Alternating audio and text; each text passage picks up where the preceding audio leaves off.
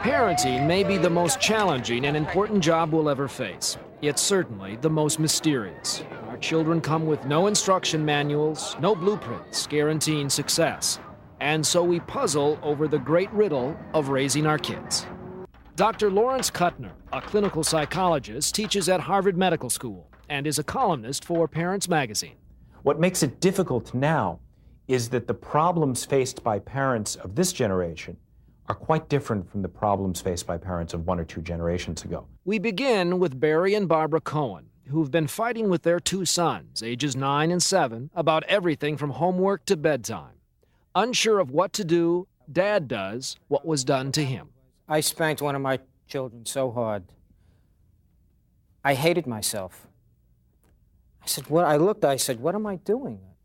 I knew I couldn't continue like that. Is Daddy a good parent? No. No, And turn it on. why is he not a good parent? Because he yells at me, he hits me, he punishes me, he makes me go to bed early.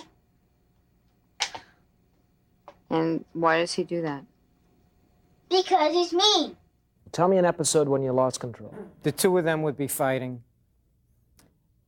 I would tell them 5 minutes before, don't even look at each other, don't sit near each other, just stay away from each other.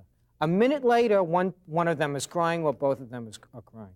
I would be so upset myself that I would lose control. I'd wind up spanking them, and everybody would be crying. And where do you think you got that idea to do that in the first place? My father was a screamer. My mother was a screamer. Barry comes from a long line of screamers. And that's what he grew up with, and that's what he knows, and that's what he's perpetuating. Even if it doesn't work, that's the one technique he's comfortable with, so he keeps doing it. Yeah, but you can't always be explaining to kids.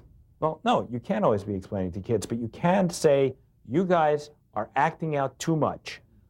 You're going to have to quiet down. I want you in your room until you can quiet down. That's very different from the you in your room, you in your room. You believe in spanking? By itself, it's a lousy technique.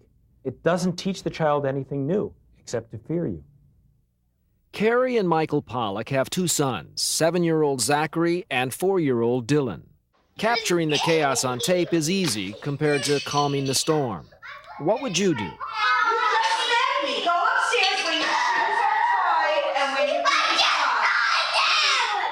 That is an absolutely classic temper tantrum. The kid is unable to express in words the intensity of the emotion that he or she feels.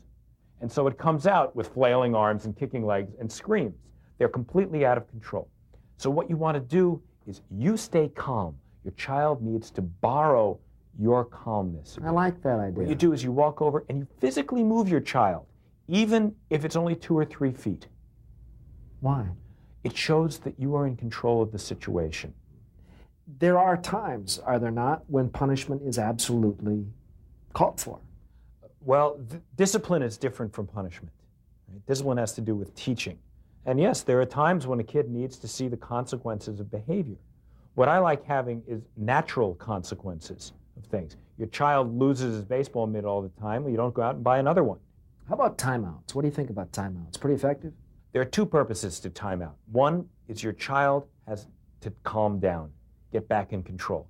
The other is the parent has time to calm down and get back into control. What we found with timeout is the shortest period possible is the best.